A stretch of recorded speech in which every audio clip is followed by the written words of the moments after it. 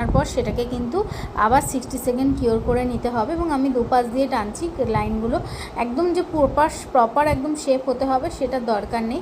এবং তারপরে দেখো আমি পিঙ্ক কালার দিয়ে জাস্ট হালকা লাইট করার জন্য হোয়াইটটাকে এখানে আমি হালকা পিঙ্ক কালার লাগিয়ে নিচ্ছি রাবার বেসকোট। এবং তারপরে দেখো এখানে আবার ডবল করে আমি এখানে লাইন দিয়েছি, মানে 3টে পাতা ছিল আরেকটা করে পাতা দিয়ে আবার রাবার বেসকোট দিয়ে লাগিয়ে নিয়েছি। এবং তারপরে দেখো মিডিলে যে ফুলের যে ভেতরের অংশটা থাকে সেটাকে আমি ইয়েলো কালার দিয়ে হালকা করে সরু ব্রাশ দিয়ে একটু টেনে টেনে দিচ্ছি বাইরের দিকে, যাতে ফুলটা একদম সুন্দর অরিজিনাল ফুলের মতন একদম দেখতে লাগে।